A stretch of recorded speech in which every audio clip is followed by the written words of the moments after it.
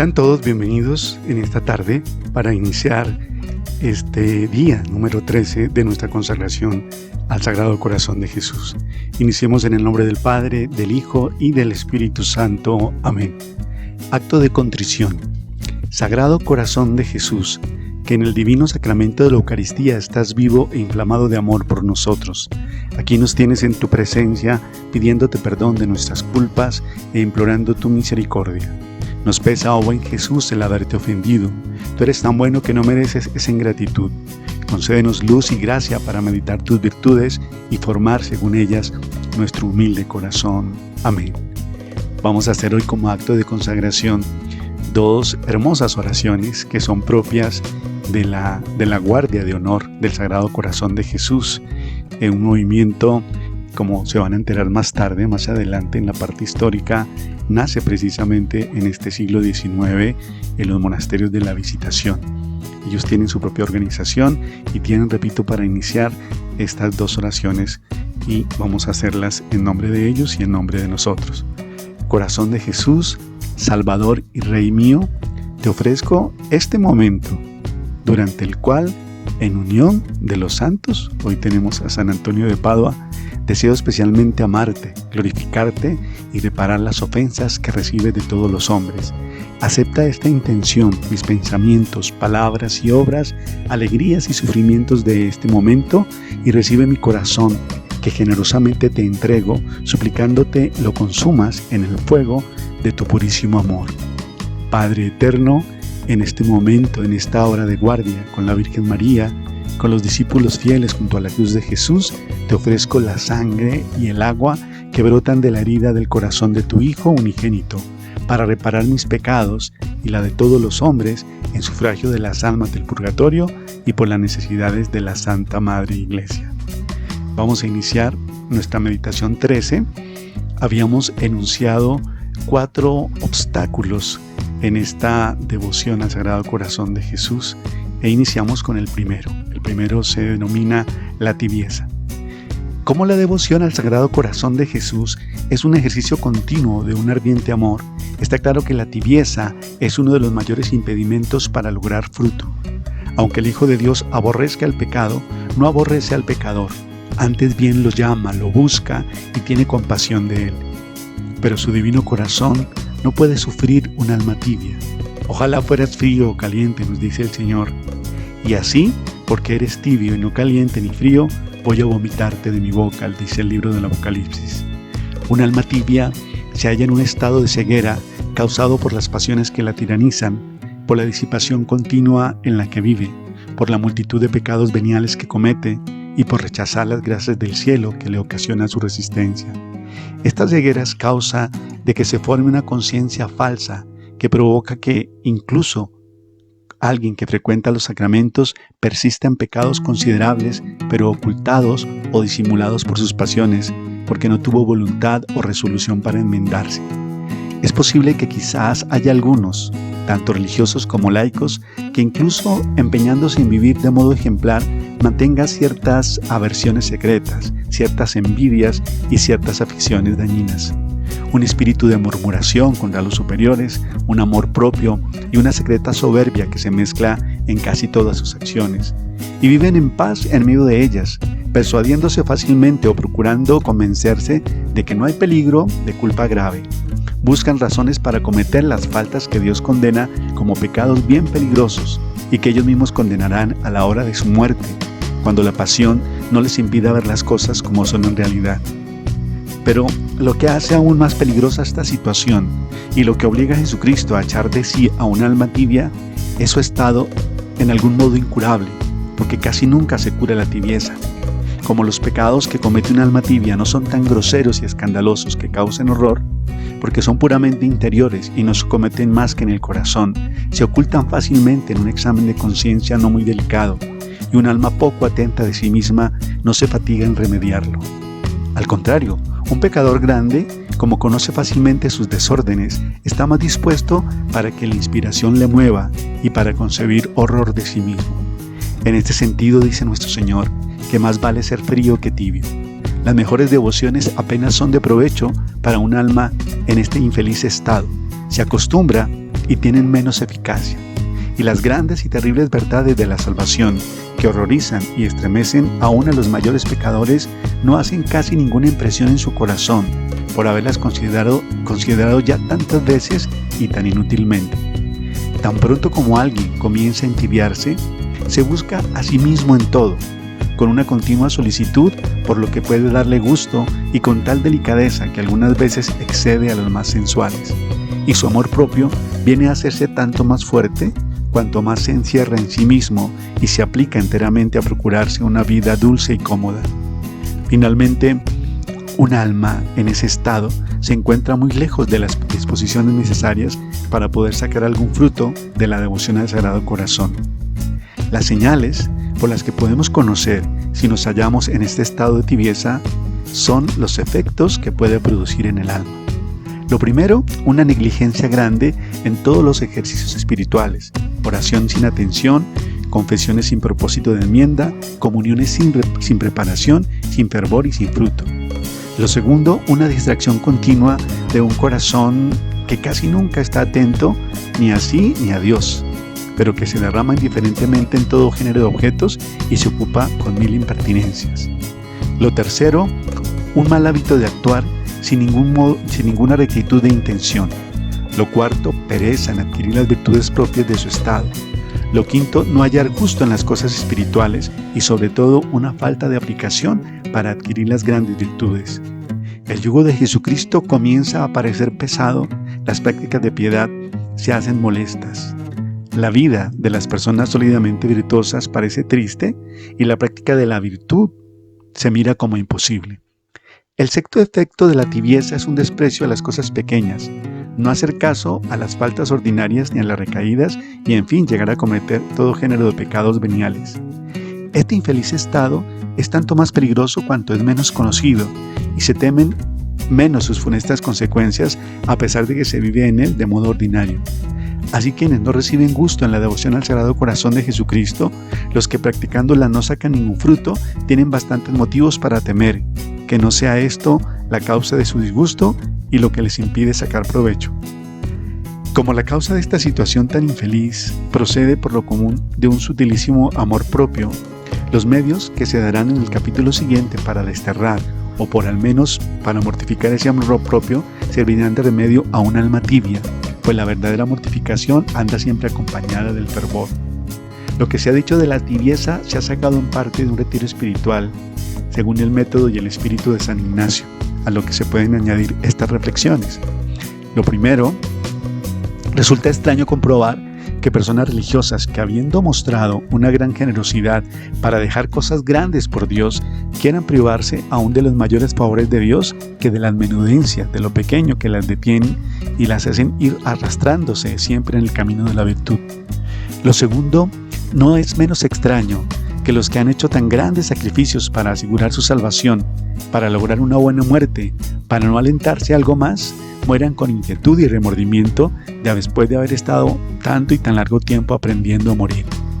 Lo tercero, no es creíble que no haya mucha gente con buenos deseos, pero es de lamentar que no los pongan en práctica por no sé qué flojedad. Pensemos en el día que empezamos a servir de veras a Dios. Si Dios era entonces verdaderamente el motivo de resolución, ¿cómo es que manteniéndose el mismo motivo no perseveremos nosotros en el mismo fervor? Lo cuarto, en verdad, o los santos hicieron demasiado, o nosotros no hacemos lo bastante para hacerlo.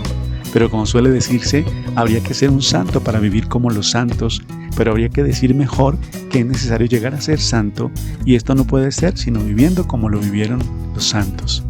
Lo quinto, en cuestión de riquezas, nadie cree trabajar demasiado, ni que emplea demasiado tiempo para ganar dinero y para conseguir la vana estima del mundo, y para conseguir el cielo y la felicidad eterna, dicen que sobra tiempo.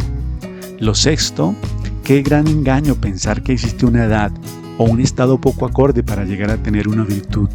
¿Qué dirían quienes piensan así cuando se les muestra un número tan crecido de santos de toda edad y condición que llegaron a serlo en todos los estados y profesiones? Lo séptimo, no hay nadie que pudiera sentirse orgulloso de que al cabo de 10 años estudiando solo, llegase a saber lo que había aprendido en los 6 primeros meses.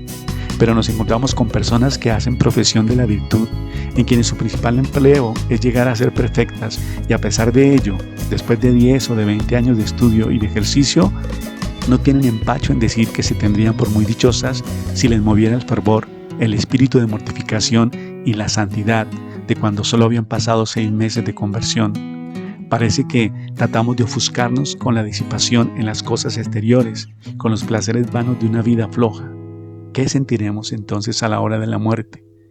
Lo octavo, que hemos considerado en profundidad las verdades de la fe.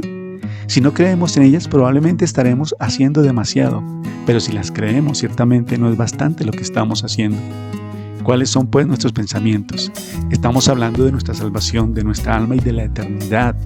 ¿No es verdad que Jesucristo se hizo hombre por este motivo? Y que sea este el único negocio al que debíamos aplicarnos nosotros. ¿No es verdad que si se pierde este negocio, se ha perdido todo? ¿Qué puede perderse? Y si se arriesga todo esto, y que vivir con tibiezas es ponerse un gran peligro de arriesgarlo todo efectivamente. ¿No es verdad que este es el negocio de la eternidad?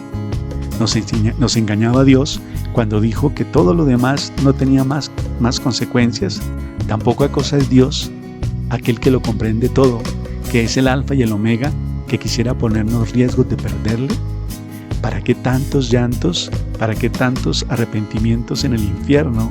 Si el bien que perdieron merecía tan poco cuidado. ¿Y para qué temblar con el solo pensamiento de la eternidad si se tiende por tan poco el ser infeliz eternamente?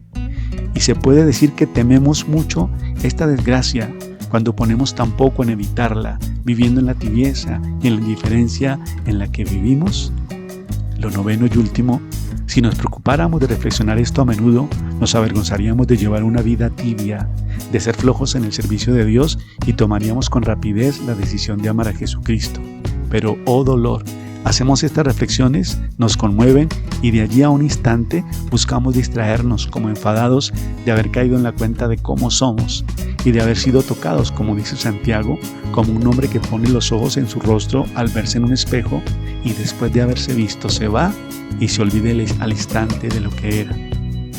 Terminamos esta reflexión tomada de la devoción al Sagrado Corazón de Jesús del Padre Jean Croiset. Y continuamos en el quinto punto con este pasaje histórico, con esta mirada histórica del desarrollo de la devoción. Y entramos ya a los comienzos del siglo XIX. Vamos a ir mirando los santos papas que han hablado, que han admitido, que han aceptado esta devoción al Sagrado Corazón. A la vez que una parte de la devoción del Sagrado Corazón adquiría un tinte político, como lo veíamos la vez pasada, en algunos ambientes, sin embargo, se consolidaba también lo especial de la espiritualidad del Sagrado Corazón, como que es cristocéntrica. Es difícil valorar cuál fue el impacto en la vida espiritual, de qué modo orientó a tantos católicos en la búsqueda de una unión íntima con Cristo, de una confianza más plena en la misericordia divina. De alguna forma, viendo esta historia, la devoción del Sagrado Corazón prepara a la devoción de la Divina Misericordia, como lo estamos viendo. Pero es indudable que este influjo existió y supuso un contrapeso positivo a la influencia del jansenismo, que seguía muy vivo el jansenismo.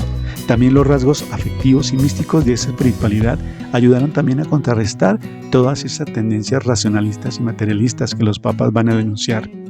Su sólida orientación cristocéntrica, tan necesaria para el desarrollo de toda vida de oración y de santidad, explica en parte su éxito. Se trata de una espiritualidad enraizada en algo que es muy constitutivo de la religión católica. Por eso se ha dicho muchas veces que esta devoción es la esencia misma del cristianismo. Los papas del siglo XIX y XX la favorecieron cada vez más. Les parecía una devoción providencial para ayudar a la Iglesia que planteaba retos frente a la modernidad. Eran momentos en que se identificaba el espíritu del anticristo con esta civilización moderna en la que se achacaba de difundir la apostasía. Para decirlo con palabras de Benoit, la espiritualidad del Sagrado Corazón estuvo atenta igualmente a la interioridad del Salvador, que es su corazón, como a la influencia social en el reino del Señor, fue para adentro y para afuera. Se pensaba que habían llegado estos tiempos de frialdad que había anunciado Santa Gertrudis, en los que Cristo revelaría los designios amorosos de su corazón. Esta última dirección daría origen a la devoción a Cristo Rey, de la que vamos a hablar más adelante. El pontificado de Pío IX, que se llamaba, antes de ser elegido Papa, Giovanni Maria Mastai Ferretti, él ya era devoto del Sagrado Corazón antes de ser elegido Papa en 1846 como Pío IX.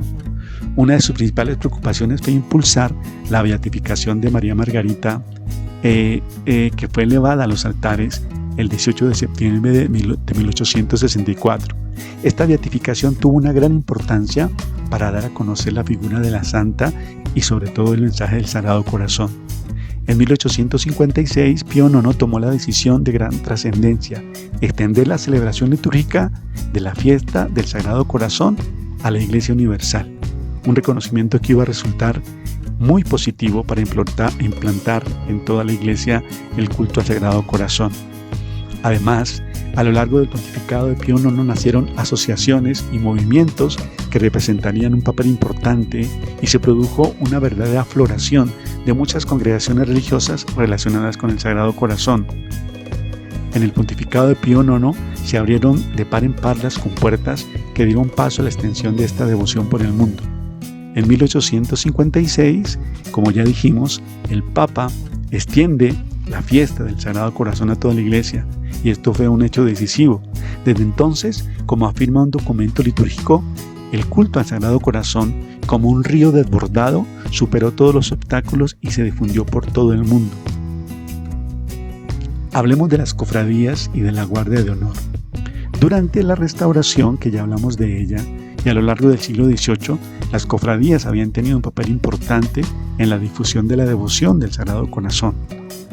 En 1844, el jesuita Javier Gautrelet funda el Apostolado de la Oración en una casa de postulantes de la Compañía de Jesús.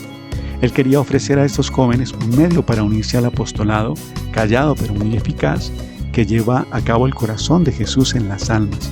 La idea era simple: orar y santificarse para apoyar a las misiones y favorecer que cada uno se beneficie de los bienes espirituales de los demás. Y en 1861 aparece otro jesuita muy importante, el padre Henry Ramier, que muere en 1884 y que está en proceso de canonización. Él quiso extender ese mismo espíritu entre los fieles, ya no entre solamente los seminaristas, sino entre los fieles. Promovía el trato con la humanidad santísima de Cristo, que lleva a conocer su divinidad, a ver a Dios vivo como un padre, como un hermano, como un amigo, más presente que el padre, el hermano y el amigo de aquí abajo. Se veía en el Sagrado Corazón una síntesis de los misterios de la religión cristiana, que son otros tantos misterios y dogmas de amor. También el padre Enrique defendía que la acción evangelizadora no se debe limitar a conformar a los individuos con Cristo. Es preciso que también la vida social de esos hombres fuera cristiana. En él se daba ese entrelazamiento de estos dos aspectos, interior y social. Para ello escribió una obra titulada El Apostolado de la Oración, Santa Liga del Corazón de Jesús para la salvación de las almas y el triunfo de la Iglesia. La buena acogida del libro y la necesidad de dar continuidad a su mensaje lo llevan a lanzar una publicación periódica muy conocida que se llamó Mensajero del Sagrado Corazón de Jesús.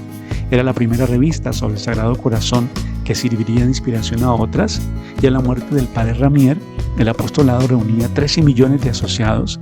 En 1937 ya tenía 30 millones y en la actualidad, según los datos propios de la organización, cuenta con 45 millones de asociados. A lo largo de la historia más centenaria, el apostolado ha educado la oblatividad reparadora de los fieles y les ha ofrecido la oportunidad de participar en el desarrollo misionero de la Iglesia. Una de las prácticas que recomienda es la ofrenda cotidiana al Divino Corazón de Jesús, de las propias oraciones, de los sufrimientos, hacerse obras en reparación por los pecados del mundo y en unión a las intenciones por las que Cristo se inmola sobre el altar. En 1863, una hermana de la Visitación, la hermana María del Sagrado Corazón, funda la Guardia de Honor del Sagrado Corazón de Jesús. Su objetivo es la adoración perpetua del Corazón de Jesús en el Santísimo Sacramento. Al principio, los asociados deberían realizar su guardia de gloria, amor y reparación delante del sagrario durante la hora que les fuera asignada.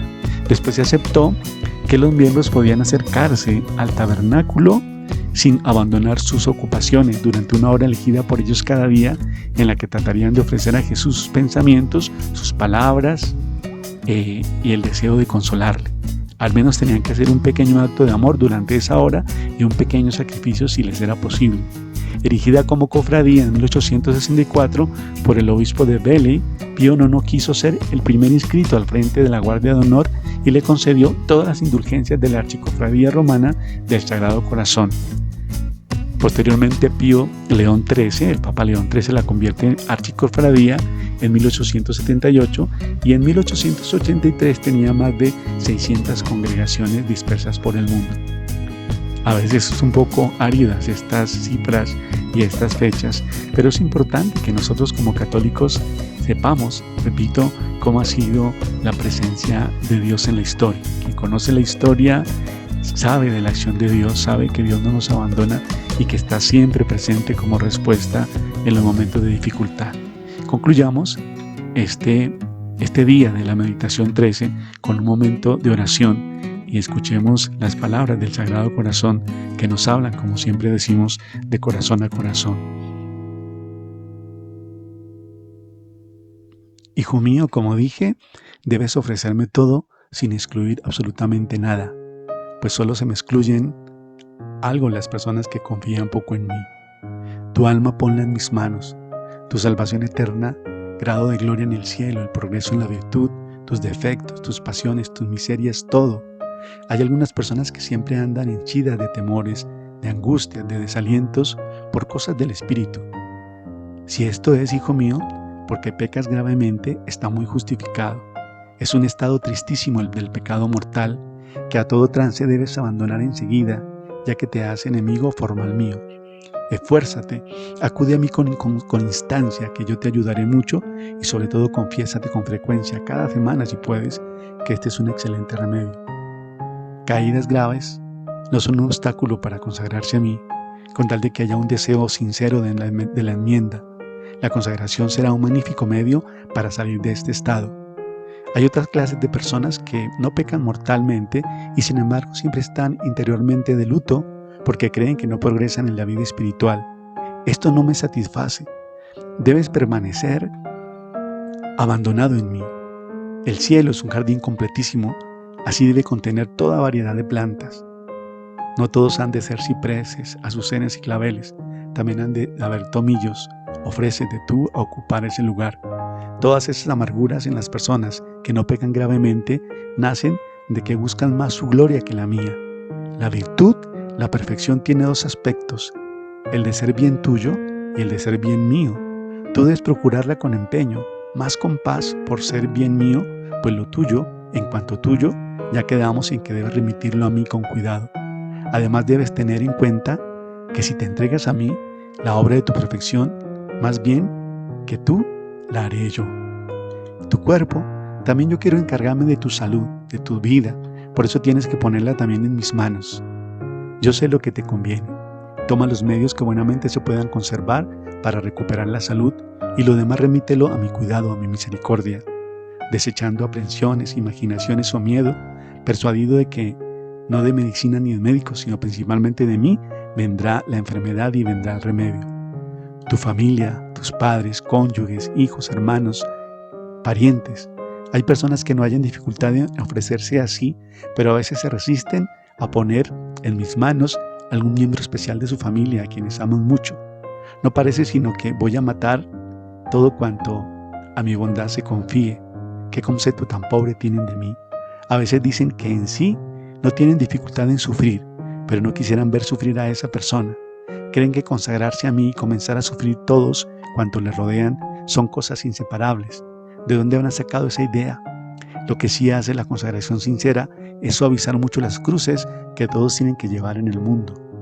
Por eso, confíame todo, entrégame todo, como le decía a mi siervo Jerónimo, inclusive tus pecados, porque en mis manos se convertirán en gracia, en mis manos se convertirán en bendición y en lección para tu vida.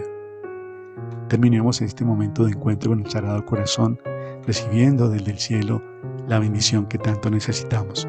El Señor esté con ustedes. La bendición de Dios Todopoderoso, Padre, Hijo y Espíritu Santo, descienda sobre nosotros. Amén.